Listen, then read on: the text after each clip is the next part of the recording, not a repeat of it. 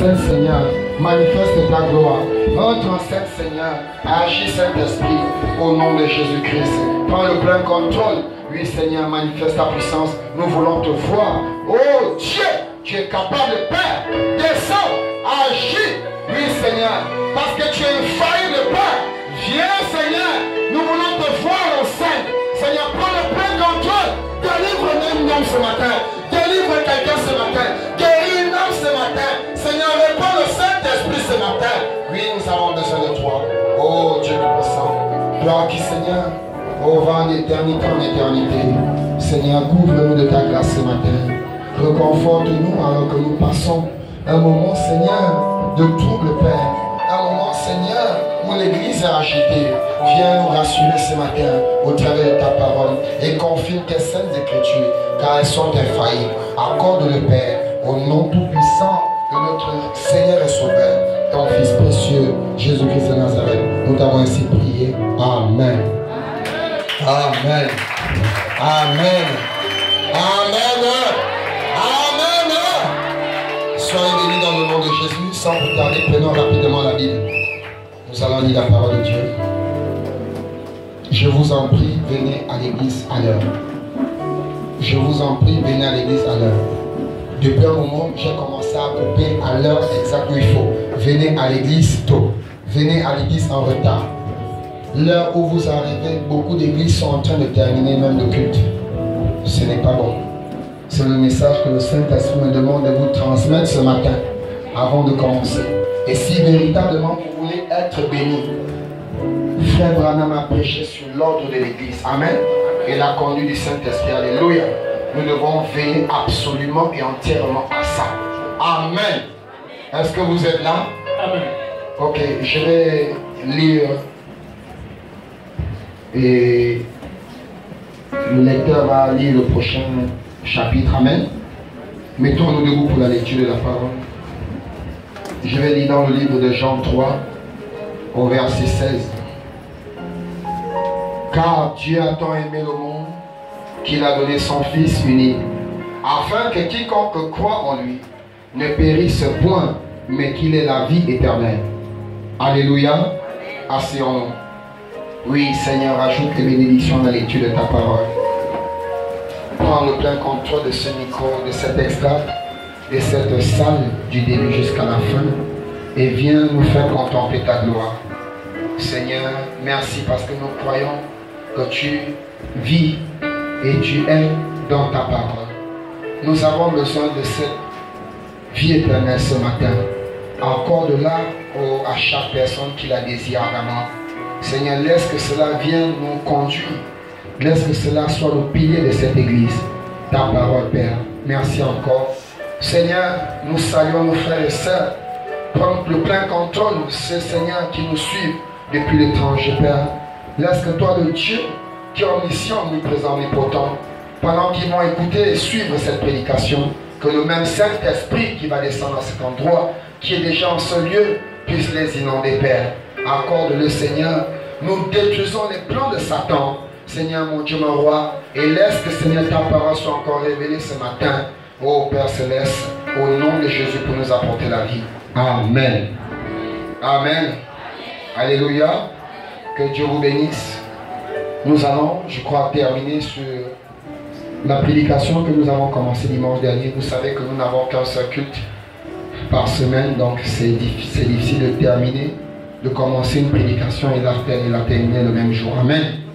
Alors, pour ceux qui n'étaient pas là, vraiment, je demande que vous soyez connectés. Alléluia. Et n'oubliez pas que nous avons dorénavant une chaîne YouTube. Pour ceux qui n'étaient pas là dimanche dernier, vous allez sur la chaîne YouTube, vous tapez ce nom, Pasteur Didier Mbarou. Mettez l'orthographe comme c'est écrit, pour qu'ils voient. Parce que j'ai remarqué que certains ont tapé Mbarou, ils ont mis M-B-A-B-U. Non, c'est M-B-A-B-O-U. Amen. Amen. Comme Bivigo. Amen. Alléluia. Alors, chers frères et sœurs, je vais continuer sur la prédication que le Saint-Esprit nous a apportée ici. Alors, ce matin, frères et sœurs, Nous devons apprendre à faire confiance au Seigneur. Amen. La Bible nous dit dans l'évangile de Jean 1er que la parole, au commencement était la parole. Alléluia.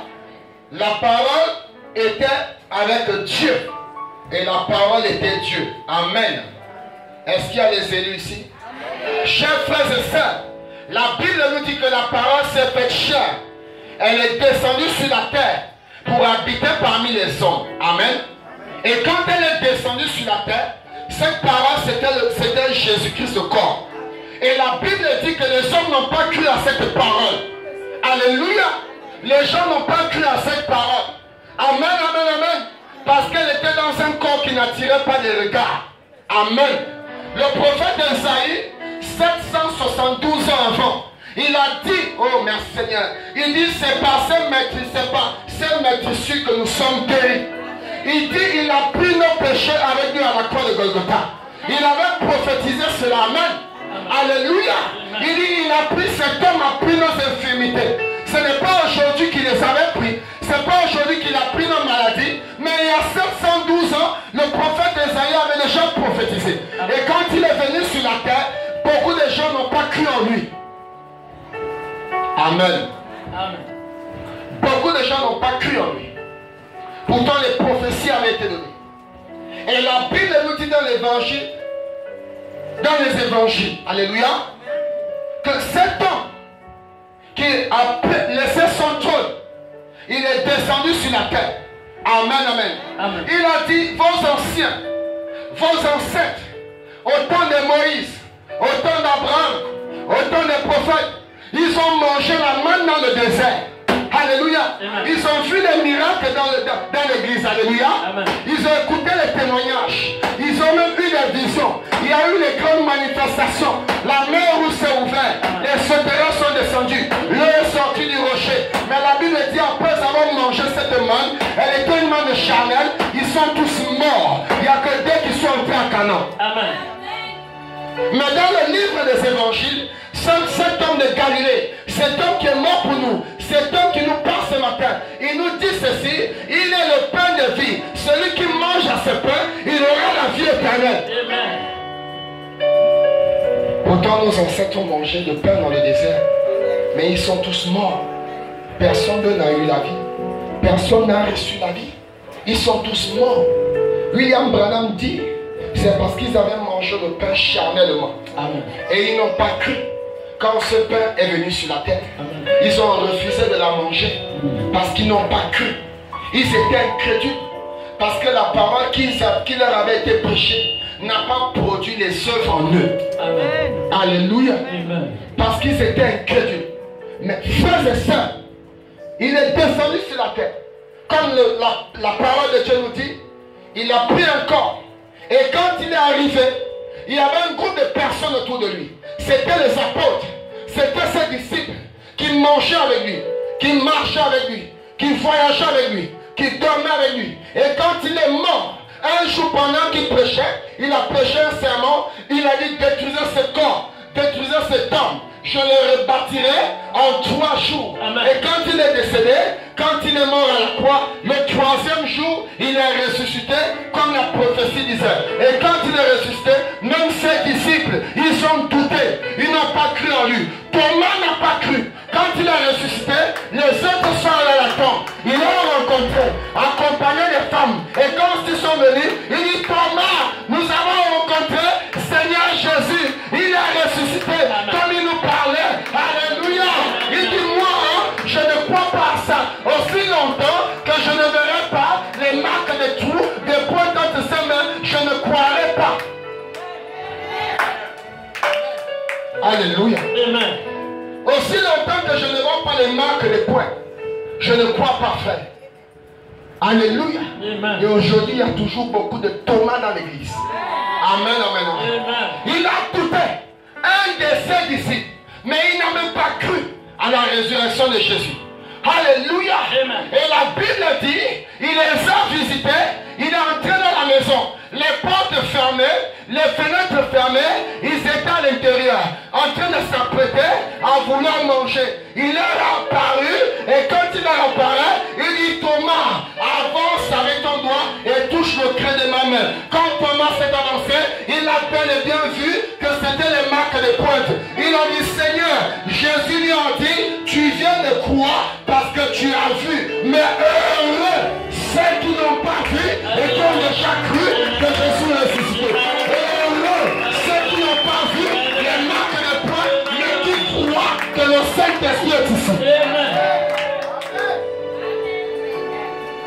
La plénitude de la divinité de Dieu est avec eux. Mais ils ont douté, frère. Ils n'ont pas cru.